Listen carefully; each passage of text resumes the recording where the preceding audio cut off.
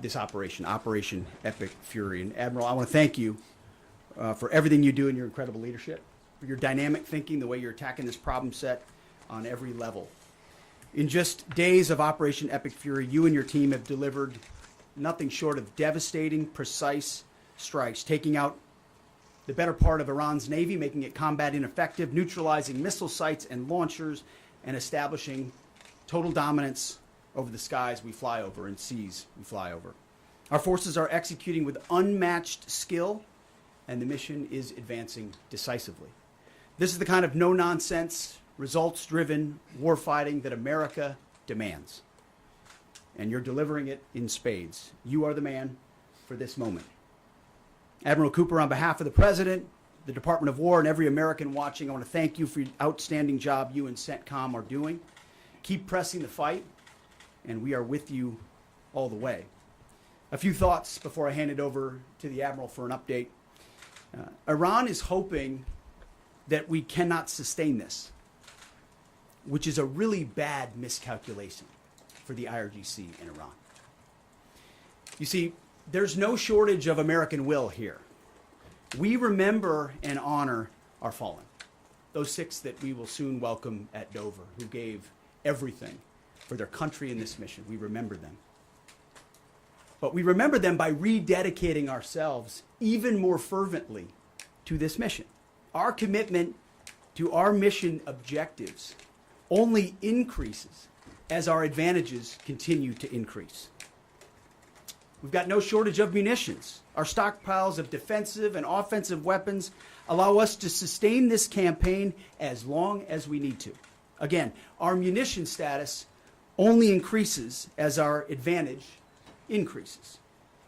Our capabilities, we have only just begun to fight, and fight decisively. Having a chance to hear from Admiral Cooper. If you think you've seen something, just wait. The amount of combat power that's still flowing, that's still coming, that we'll be able to project over Iran is a multiples of what it currently is right now when you add up our capabilities and those of the Israeli Defense Forces. And we have no shortage of authorities.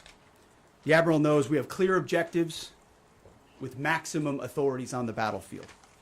The dumb, politically correct wars of the past were the opposite of what we're doing here. They had vague objectives with restrictive, minimalist rules of engagement. No more. Our authorities, his authorities, CENTCOM's authorities through the President and myself are maxed out. Our capabilities are overwhelming and gathering still, as are those of our Israeli partners. Our munitions are full up, and our will is ironclad, which means our timeline is ours and ours alone to control. As long as it takes to ensure the United States of America achieves these objectives. And as we flow more forces, and as we flow more capabilities, and as our munitions, as we're flying over the top, have even more devastating effects, we set the tempo, we set the timeline, led by the commander on the ground. Our ear is to the ground to listen to Admiral Cooper. What he needs and what he needs, he will get. We are built for this fight, and we are in it to win it. And we have the right commander in the lead. So I'll now hand it over to Admiral Brad Cooper to give you an update right here from CENTCOM. Admiral. Mr. Secretary, first, thank you very much and good afternoon, and welcome to U.S. Central Command Headquarters, America's Warfighting Headquarters. It's great to be here alongside the Secretary and representing the more than 50,000 men and women in uniform currently executing Operation Epic Fury. So, Mr. Secretary, first, thank you very much for your leadership and support and the very clear vision and objectives that you've given us to allow us to use overwhelming force against the Iranian terrorist regime. And thanks to all of you for attending today, and welcome to Tampa. We are now starting our 6th day of a historic mission to eliminate Iran's ability to threaten Americans. We are, if I could channel my inner Navy officer, we are at full speed ahead in executing orders given by leadership in Washington. The President and Secretary Hegseth have been crystal clear in their expectations, and we are at a high level of execution. As described by the Secretary and earlier this week by me, U.S. combat power is building as Iranian combat power declines. Our air dominance allows us to hit Iran's center of gravity with overwhelming power and reach. A couple of examples. In just the last 72 hours, America's bomber force has struck nearly 200 targets deep inside of Iran, including around Tehran. And in just the last hour, U.S. B-2 bombers dropped dozens of 2,000-pound penetrator bombs targeting deeply buried ballistic missile launchers. Notably, we've also struck Iran's equivalent of Space Command, which degrades their ability to threaten Americans. Then, if I just look back over the last 24 hours of the operation compared to where we were at start, ballistic missile attacks have decreased by 90% since day one. Drone attacks have decreased by 83% since day one. Having said this, we remain vigilant. Our strikes against the Iranian Navy have intensified. You may have heard the president say just a little while ago that we have sunk or destroyed 24 ships. That was true at the moment. We're now up over 30 ships. And in just the last few hours, we hit an Iranian drone carrier ship, roughly the size of a World War II aircraft carrier, and as we speak, it's on fire. The president gave us another task, to raise or level Iran's ballistic missile industrial base. So we're not just hitting what they have, we're destroying their ability to rebuild. And so as we transition to the next phase of this operation, we will systemically dismantle Iran's missile production capability for the future, and that's absolutely in progress.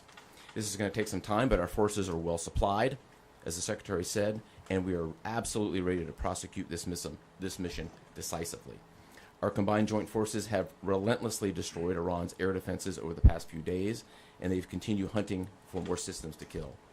Our air defenders are operating at the very top of their game. I couldn't be prouder, shoulder to shoulder with our partners in the region in many cases, providing the most integrated air defense network in Middle East history. We are fighting to win. Through combined U.S. and Israeli combat power, we will continue decimating Iran's ability to project power outside its borders.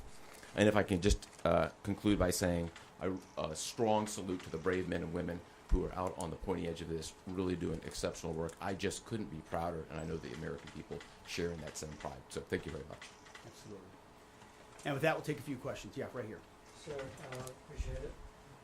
Admiral, I wanted to ask, or Mr. Secretary, the Ukrainian president said today that the U.S. has asked for specific capabilities to deal with Shahid drones, Iranian drones.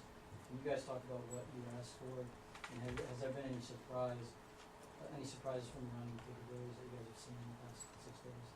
Go ahead. We're very familiar with Iranian's capabilities, and as you might imagine, we planned for it right from the outset, and I feel good about what the plan was. Like any good organization, we adjust as necessary to meet the environment, and we've made those appropriate adjustments. Absolutely. Right here. Thanks, Secretary Hegseth. I had two for both of you. One, was an American pilot shot down today in Iraq? And two, I've heard reports that there's enriched uranium stored in Isfahan. I've also heard reports that there's not a lot of bombing there. Is that on purpose? Do we believe there's enriched uranium there? And would we ever send special forces to secure it? As CENTCOM pointed out, that those reports of an F-15 being shot down are false. As you can imagine, Iran is doing everything it can to peddle in lies, deception, and inflation of numbers and reality, mostly to propagandize to their own people, right? They've shut down the internet. They're hoping they can convince their own population that they're having success. One thing one of their leaders said recently is that 500 Americans have been killed, they claim. These are lies. The lies will continue. CENTCOM will continue to debunk those lies. So, and as often is the case in conflict, first reports are often wrong.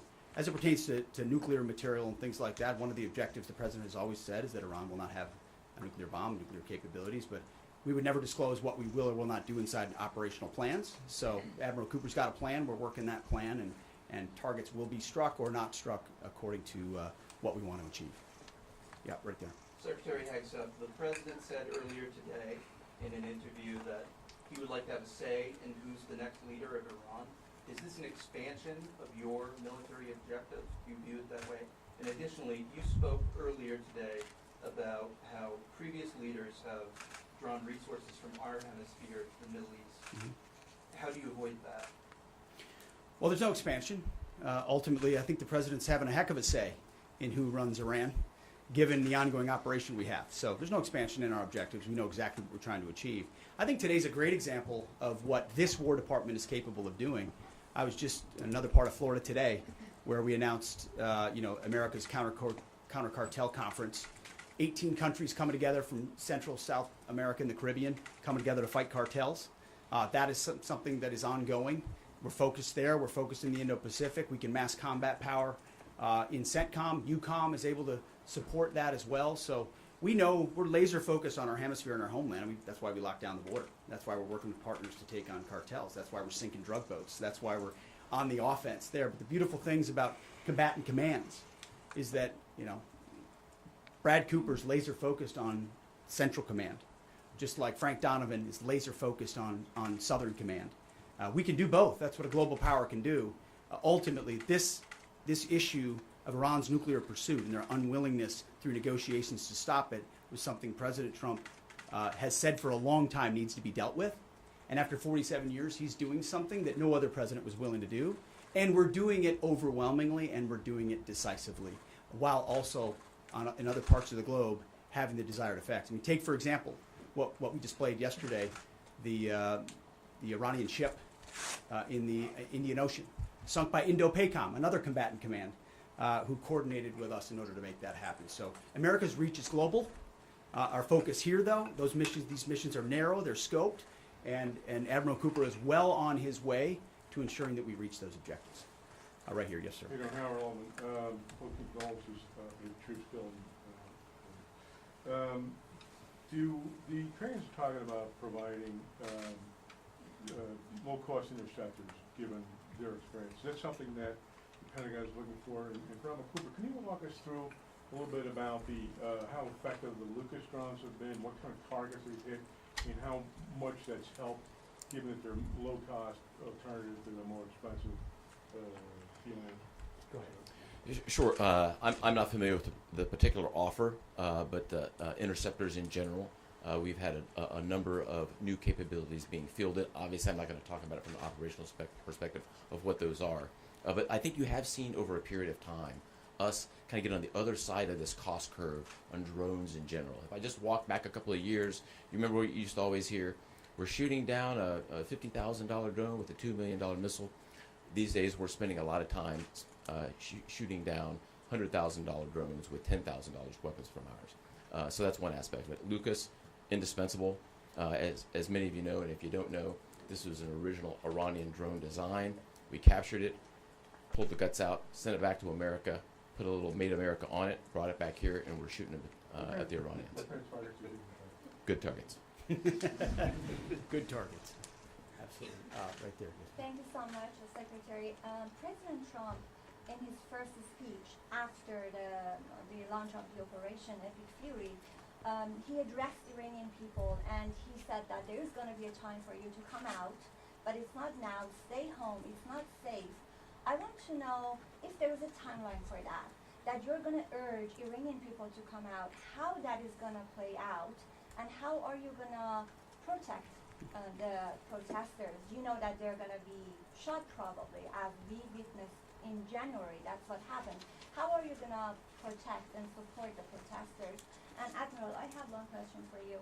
How are you going to minimize the civilian harms? We have a lot of evidence that the Basij units, IRGC commanders, they are now gathering in schools, in hospitals, in purely residential areas because their headquarters are bombarded, they are ruined, of course. So how are you going to protect the civilians while you're attacking the IRGC people hard? Thank you.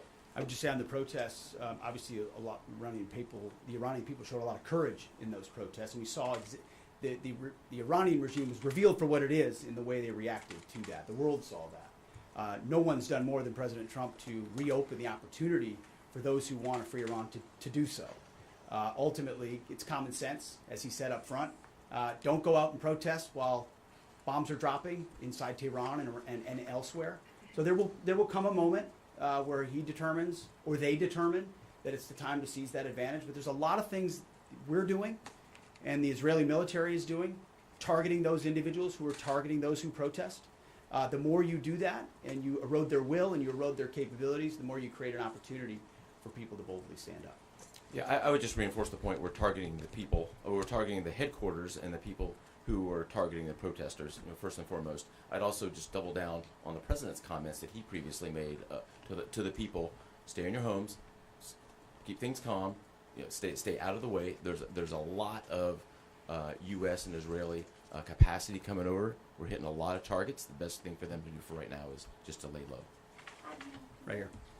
Secretary, one common outcome of American military action in the past has been taking in thousands of refugees into the American homeland, and I'm wondering if there's any safeguards put in place to make sure that the American people aren't having to have another wave of refugees from the Middle East or anywhere else come and stay here. I think it's safe to say there's no plan for a wave of new Middle Eastern refugees to the United States of America. I think, as the president has pointed out for a long time, there are a lot of countries in the region who would be capable of providing that kind of support if need be, but that's certainly not something we're planning on. Yeah, back there. Yeah. Yes, sir. Michael in Washington Times. I wanted to ask, I know, Semper Gumby is always a truism in the military. Did the British decision to refuse Diego Garcia have any impact on the mission itself? Did you have to adjust, or were you able to just completely, go with the mission without even worrying about that? Well, as the president stated, it was unfortunate that that the Brits didn't, from day one, say, "Hey, go ahead and have access." But we got there. We got there, and that's now part of the way that we're operationalizing bomber runs. And it's part of when we say more to come. It's more fighter squadrons, it's more capabilities, it's more defensive capabilities, and it's more bomber pulses more frequently. The amount of firepower over Iran and over Tehran is about to surge dramatically, and part of it is that we're going to have even more basing, and it's not just the UK. We've had other friends step up, and we're grateful for that. Maybe one more right here. Yeah, the Azeri president earlier today basically authorized his Minister of Defense to begin preparing troops for some type of retaliatory action after the airport strike. Has the Department of War and CENTCOM been working on deconflicting with the Azeri if they were to move in or attempt something in retaliation? I'm sure there are plans, and I'll let the Admiral speak to that, but that does allow me to kind of address this idea that the war might be expanding, or there's chaos, and nothing could be further from the truth. If anything, what Iran is doing by targeting allied countries that would otherwise want to stay out of this, they've actually pulled them into the American orbit. So now you've got UAE and Qatar and Bahrain and Saudi and Kuwait and others saying, "Hey, we're with you. We'll shoot with you. We'll fly with you. We'll defend with you. We'll allow you more basing and other a lot of which we can't talk about and won't talk about. But it's actually firming up the unity of the resistance in order to focus exactly where we need to. So this idea that it's expanding or going, no, it's actually simplifying in a number of ways exactly what we need to achieve and how we'll achieve it. I don't know if you anything to add to that. I won't get ahead of policy in terms of what we might do. What I will point out is this is now the 12th country that Iran has attacked. 12 countries, and it goes right back to the Secretary's point. Those 12 countries are none too happy, and I look forward to working with all the partners who are willing to join us in this. And I would just close by saying, Mr. Secretary, one more question. What is your message to Americans who are concerned about security here at home with the change-up that we're going to see at the Department of Homeland Security? well, I think Christy Nome did an excellent job over there securing our border and keeping us focused on threats, and the President making a change. We all serve at the pleasure of the President. I'm sure Mark Wayne Mullen will do a fantastic job. He's been a friend of mine for a long time. But Christy did a great job setting us up for success. So I don't have any concerns about whether or not the homeland will be covered down on. And I'll just end by saying I wish every American could get a chance to see what we see. I had a chance to go into the control room, into the Tactical Operations Center, go see these young men and women that are doing this, the dedication that they show at every level, the way they've refined their craft. Now, I'm talking to a young colonel who's iterating on how we target and how we find and fix different aspects of what the Iranians are trying to do. If they don't know what they're up against. And if they think they've got it solved for, they're wrong. And ultimately, the combination of our ingenuity, the skill, the professionalism, the discipline, and then the sheer weight of the capabilities of the U.S. military, what you're going to see may look routine. It may start to be like, oh, another boat. Oh, another launcher. Oh, another drone facility. What it takes to do this with the precision that we do is world class. No one else can do it. And it's world class Americans, like the ones I saw here, like the ones that are coming home that we're going to greet home, that are the engine of what makes our country great. And so I'm so grateful for folks like those here at CENTCOM, at Central Command, who are under your command. Thank you for your decisive leadership. And all I'll say to you is what I say to them, keep going. Because the President and myself, we have your back. Thank you, Admiral. Appreciate it. Thanks very much. Couple more. Mr. Secretary, how is this operation going to ensure Iran never gets a nuclear weapon? Thank you, Admiral. Hey, thanks so much. All right, press.